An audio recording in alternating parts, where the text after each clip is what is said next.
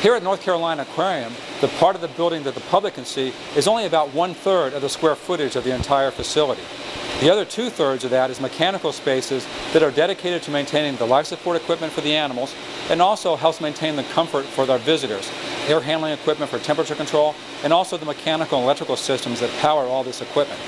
We're going to go visit Stuart May, who's the Director of Operations here at the aquarium, and his job is to oversee all the mechanical systems and make sure they're working properly. You can pretty much see just by looking that we're inside of a building, an aquarium is not a mini ocean. So we have to be pretty much self-sufficient on just about everything that we do.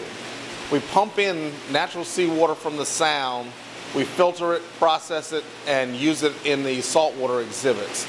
Our freshwater exhibits use either domestic freshwater or actually rainwater in some cases that we capture from the roof. We have roof drains that capture rainwater in cisterns. All of that water is used, reused, and then when we finish, we let it out. Here at the aquarium, we use mechanical filtration systems to maintain the life support and water quality for all of our animals and replicate what Mother Nature does. We have biological filtration, mechanical filtration, and chemical filtration. Biological filtration that we use is primarily done in a trickle tower. The mechanical filters can either be our sand filters. We have high rate sand filters on some of our larger exhibits, and then on some of the smaller exhibits and most of our holding systems, we have bag filters that use a mesh cartridge to catch particles as they pass through. And then last but not least, I mentioned chemical filtration, and that's primarily done in our protein skimmers. In some cases, we use ozone in the protein skimmer to improve the efficiency of the skimmer. Ozone is a gas, and it's made up of 3 oxygen atoms.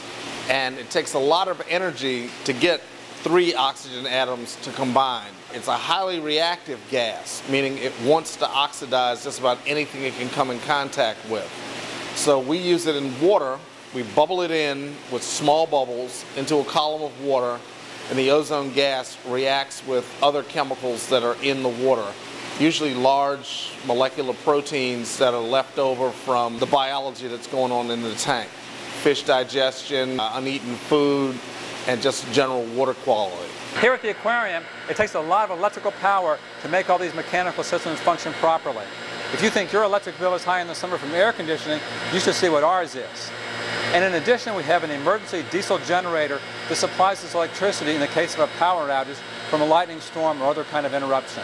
If by some chance there was a power failure here at the aquarium, we have 2 diesel generators that would come on in just a few seconds, tied into a control panel. So if we did lose power, those generators would come on and run the entire facility. That includes all the pumps, all the lights, and the heating and air conditioning. A lot of people ask us where we get the sea salt and the salt water that makes our exhibits. Unlike some inland aquariums that have to make their own salt water, here we're fortunate enough to be able to pump water out of the neighboring sound and get good quality seawater for all of our animal exhibits. The water comes up from the sound. It's probably about 1,000 feet that it travels through our plumbing system. It goes through 3 sand filters that can filter down to just about a micron in size, which is pretty small. From there, it's pumped into outside storage tanks where we use ozone in the first storage tank to help clarify the water.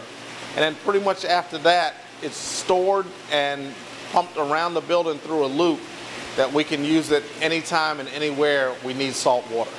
So the next time you're visiting the aquarium and enjoying all these amazing animals and their displays, keep in mind all the extra work and activity it takes behind the scenes to make this happen.